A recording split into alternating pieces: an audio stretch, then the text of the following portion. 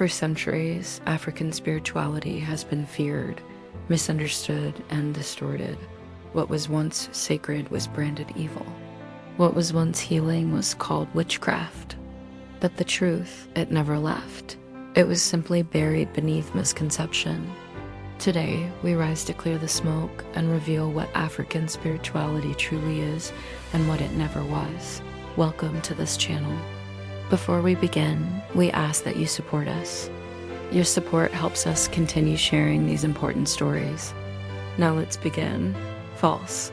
Most African spiritual systems believe in a supreme creator.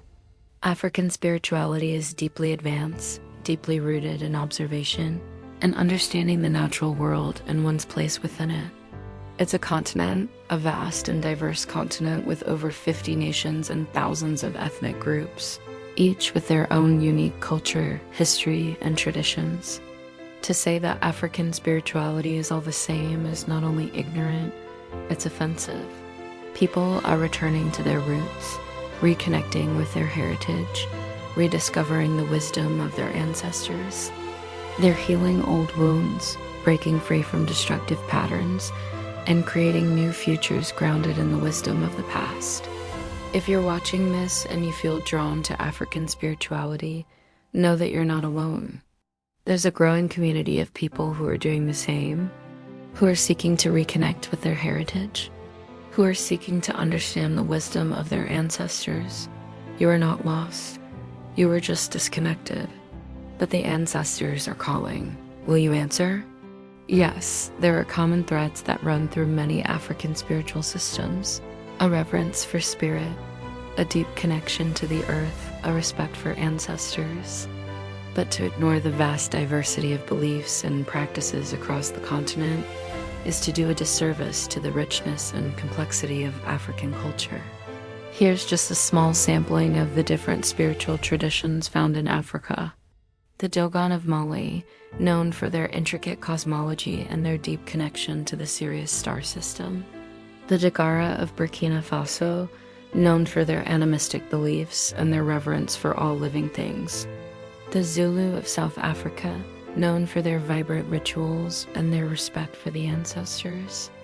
The Igbo of Nigeria, known for their belief in a supreme being, Chukwu, and their veneration of ancestral spirits. The Ashanti of Ghana, known for their elaborate festivals and their reverence for the Orisha. These are just a few examples.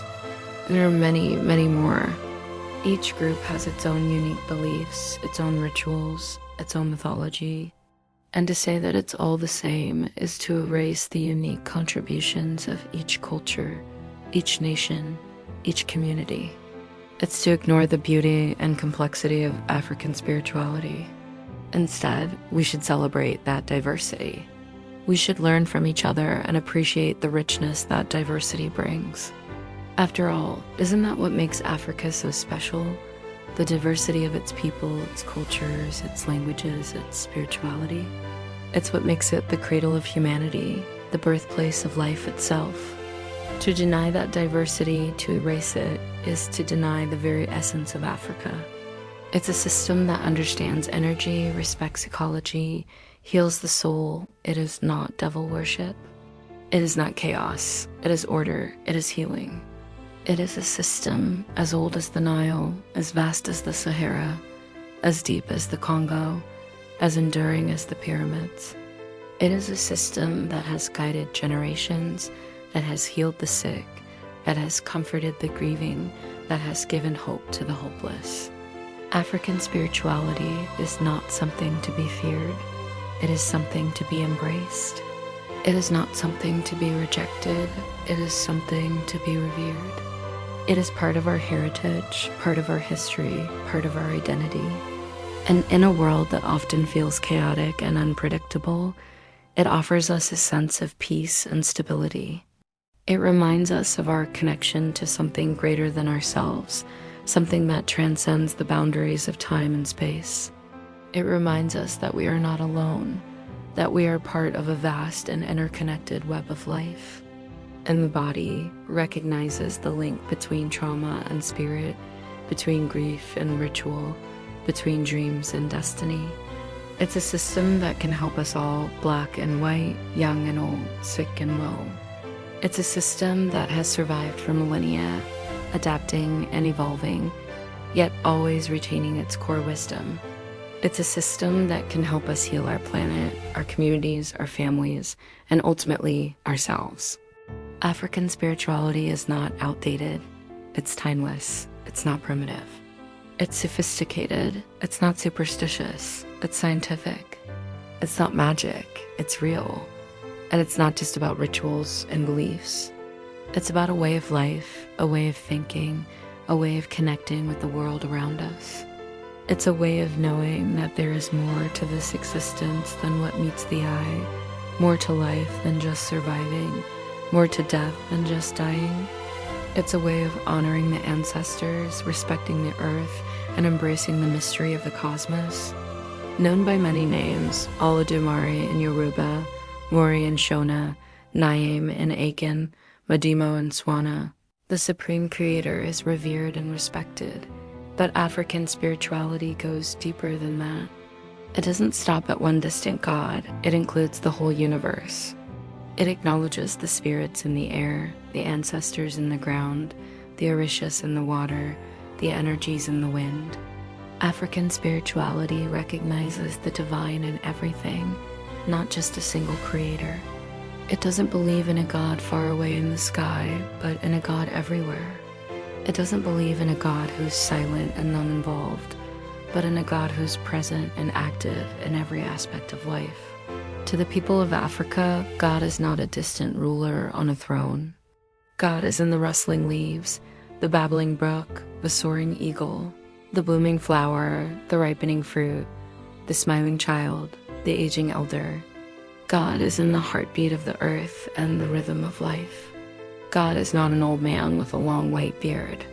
God is everything and everyone, and everything and everyone is God. Misconception 1. African spirituality is witchcraft. This is one of the most damaging myths and one of the oldest. In many African cultures, the spiritual realm is sacred, a place where the veil between the physical and non-physical is thin. It's a realm that's revered, not feared. It's a source of wisdom, not a tool for harm. It's a place of balance, not evil. Yet colonizers called those who communed with the spiritual realm witches. They labeled healers, diviners, and herbalists as evil, branding them witches and burning them as such. Why? Because they feared what they did not understand. Because power in black hands was threatening. Those who could heal themselves and others, who could commune with the dead, who could call upon the forces of nature, who could see beyond the physical world, represented an autonomy that the colonizers wanted for themselves. They didn't want anyone else to have that kind of power, so they tried to erase it, to kill it, to stamp it out. But African spirituality survived. It adapted, it hid, it endured, and ultimately it thrived in spite of the attempts to destroy it. And it wasn't just fear. There was envy. There was a deep-seated envy. The colonizers wanted that power too. They wanted to heal. They wanted to predict. They wanted to connect with their roots. But they couldn't. Not in their own lands, at least. So they took it, stole it, appropriated it, and then claimed that it was theirs. But you can't take something so powerful, something so deeply rooted in the earth, and change it, mold it, make it your own. All you can do is desecrate it. And that's exactly what they did. They desecrated African spirituality, twisting it into something unrecognizable, labeling it witchcraft.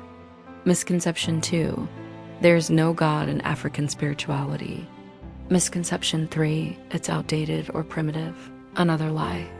Misconception 4. It's all the same across Africa. Let's set the record straight. Africa is not a country. The truth they didn't want you to know. African spirituality is not superstition. Today, across the diaspora, African spirituality is being remembered, reclaimed, revived. We hope you enjoyed this video. Please share your thoughts with us in the comment section. Like and share this video with your friends. Thank you.